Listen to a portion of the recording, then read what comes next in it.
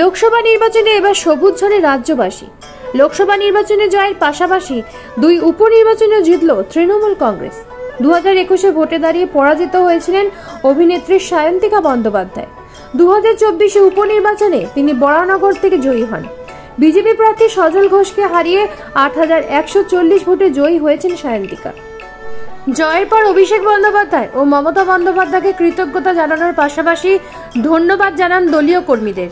সর্বোপরি মমতা ব্যানার্জি, অভিষেক ব্যানার্জি আমার দল, তাদের জন্য আজকে এটা পসিবল হয়েছে এবং পরিশ্রম কখনো ফেলা যায় না। তো পরিশ্রম করেছে, সবাই করেছে এবং তার ফল আমরা পেয়েছি। অন্যদিকে যাদবপুর লোকসভা কেন্দ্র থেকে সিপিআইএম এর সৃজন ভট্টাচার্য বিজেপির তথাগত রায়কে হারিয়ে যাদবপুর লোকসভা কেন্দ্র দখলে এলো তৃণমূল প্রার্থী অভিনেত্রী সায়নী ঘোষে। সাংবাদিকদের মুখোমুখি সায়নী কি প্রতিশ্রুতি দিলেন শুনবো। আনানোর পরে বিজেপি হেরেছে, কাজে কার মনে কি রয়েছে সেটা রাম সবার থেকে ভালো জানে। শুধু ভক্তি দেখালে তো হবে না, কর্ম করতে হবে। ধর্ম দিয়ে সবকিছু হয় না, সেটা রাম প্রমাণিত করে দিয়েছে। পরিসরে গিয়ে সেই কাজগুলো হয়। সবে একদিন হয়েছে, রেজাল্ট বেরিয়েছে, আপনারা দেখতেই পাচ্ছেন যে আমি চেষ্টা করছি যাতে সবার কাছে পৌঁছানো যায়।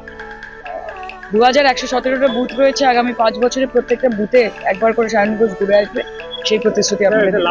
নিজস্ব প্রতিনিধি রিপোর্ট, নিউজ প্রাইম বাংলা।